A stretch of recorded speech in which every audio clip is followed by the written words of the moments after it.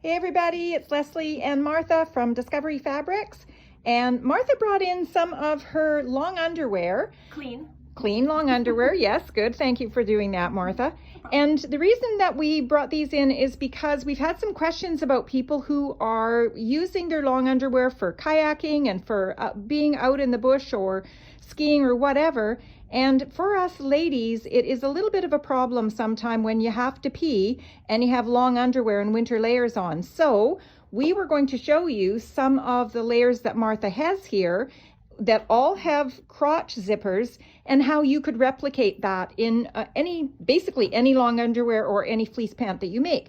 So starting from my left to my right, which is Martha's right to left. Yeah. Well, starting with this pair that she has her hands on. Yeah.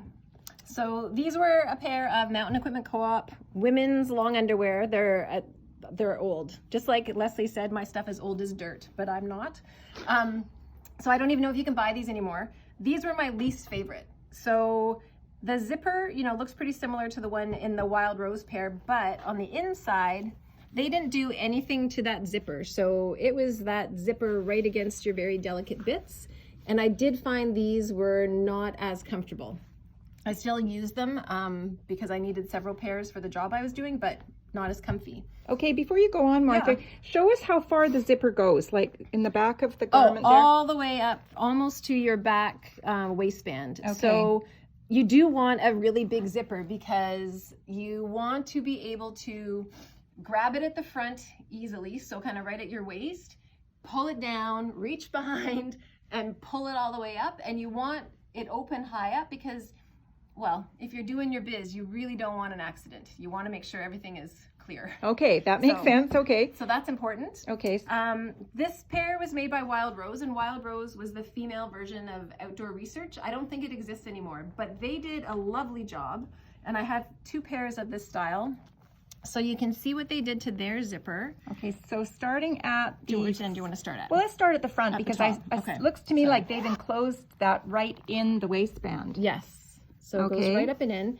And then Leslie noticed how they bound the edge of the zipper all the way through.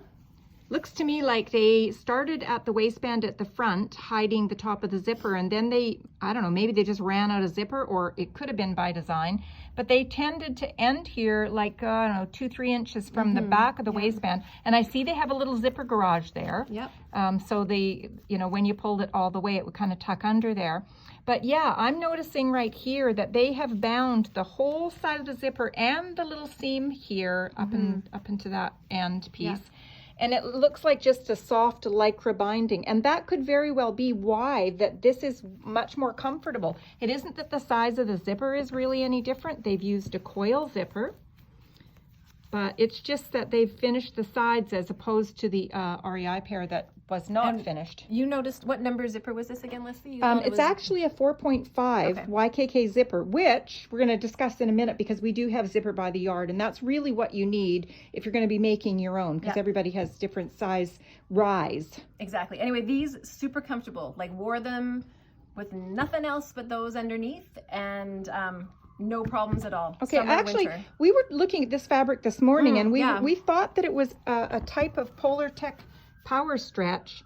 Kind of looks like the twill really back thin, power stretch. a thin twill back power stretch. And this is a really, really great example of a good underwear fabric that you can use. Mind you, you could be using power wool in a silk weight or any of those things.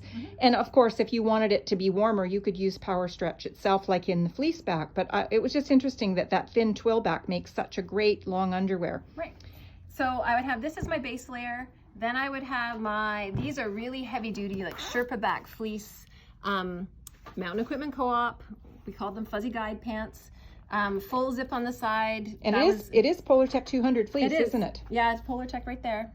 Just a different version because of the Sherpa back, but this is exactly the same warmth factor as the Polar Tech 200 that we have in stock. Yeah, these are super cozy. So I wore these all winter long too. And again, the crotch zip. So theirs starts, I don't know, 3 inches down from the waistband. And talk about this little doodad. Oh yeah, so you probably noticed I have strings on all my zippers. That's so I could grab them with my mitts on. And you can't grab a little that makes sense. a mitt. So okay. I just put those on myself after.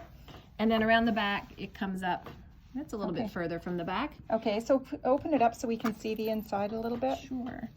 So on these, again, they didn't bind their zipper, but I had, you know, my other pair On underneath, underneath, yeah. so this was never a problem. Okay, so for an overpant it isn't as important, but boy, if you've got it next to your skin, binding the zipper is a really great idea. Yeah. Show me the knees on these, just because I wanted to talk about how you could beef up Polar Tech fleece.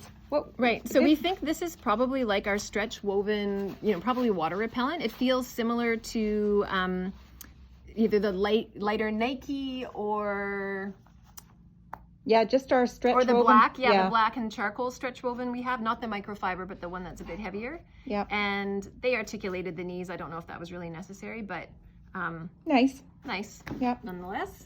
Yeah. Okay, so that's great. I want to just talk about Zipper by the Yard. This is what we use in production, so you can actually purchase this. We don't have it on our website, but if you needed it, you can ask us for it. It's like, I don't know, $3 for a yard. It comes in both 3 millimeters, which is the measurement width from here to here. This is 4.5, which is what we think is in these. We kind of measured those. Mm-hmm. And then you simply buy the little zipper pulls. Have we got a zipper pull to show there? Right. And they're only $1 each. So really, you can make very, very inexpensive zippers if you use Zipper by the Yard.